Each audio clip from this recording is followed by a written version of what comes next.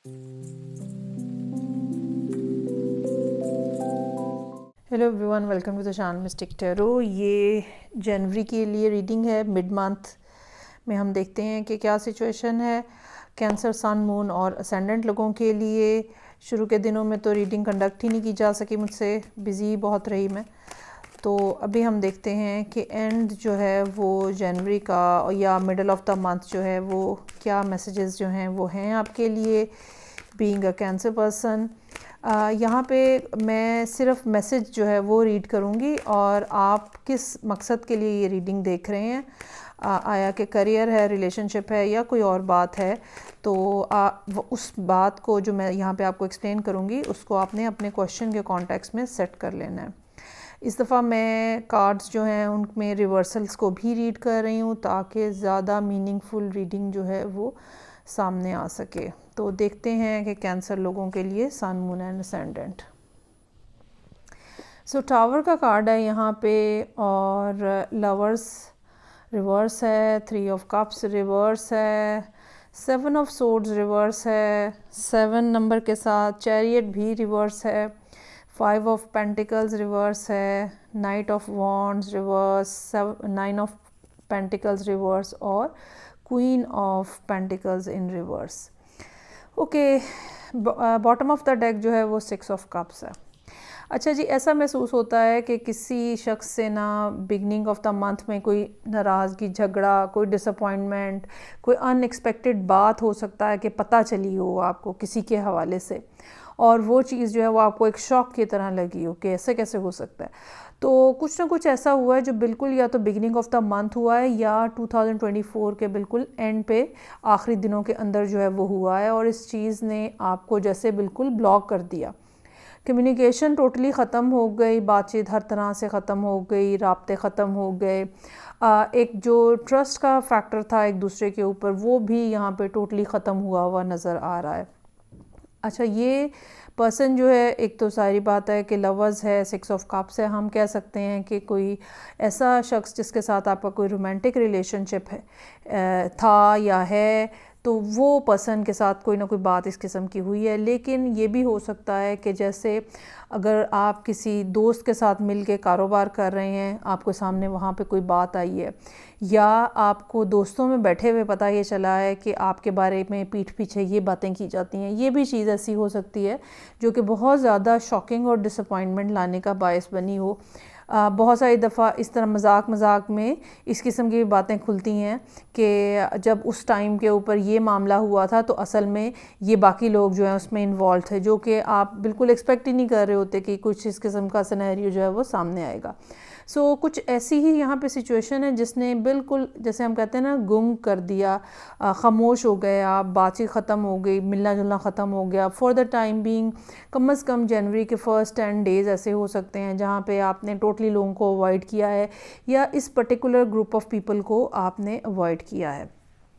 अब जब कि मैं ये रीडिंग कंडक्ट कर रही हूँ और ऑलरेडी हम मिड जनवरी की तरफ जा रहे हैं, तो मेरे पास 7 ऑफ सोर्ड्स इन रिवर्स है।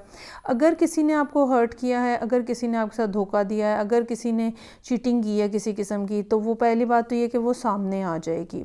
दूसरी बात ये कि हो सकता है आपको इस बात पे भी सोचने की ज़रूरत है कि हो सकता है कि जिस चीज़ को आप चीटिंग समझ रहे हैं, धोखा समझ रहे हैं, वो सिर्फ़ एक मजाक की बात हो या वो उतनी सीरियस ही ना हो जिसके ऊपर आप कोई सीरियस किस्म का रिएक्शन दें और आपको इस बात को बस जाने देना चाहिए।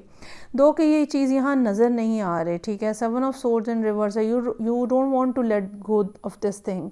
इसी तरह चैरियट है रिवर्स में, आप इस बात से आगे बढ़ना ही नहीं चाह रहे।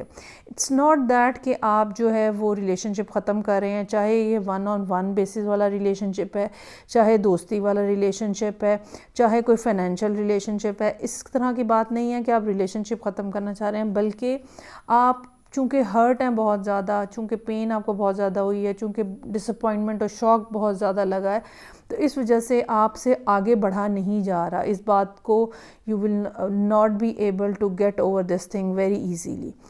और चूँकि कैंसर है, आपके इमोशंस काफ़ी सेंसिटिव होते हैं और हर्ट भी जल्दी हो जाते हैं। सो कोई इस तरह की सूरत हाल यहाँ पे नज़र आ रही है मिडल ऑफ द मंथ, कि जहाँ पे सब तकलीफ़ों, सब बातों, सब डिसअपॉइंटमेंट के बावजूद still you are loyal to the person, या एक से ज़्यादा लोग अगर इस सारी सूरत हाल के अंदर इन्वॉल्व हैं। अब जबकि एंड ऑफ द मंथ हम देखते हैं तो night of wands in reverse है।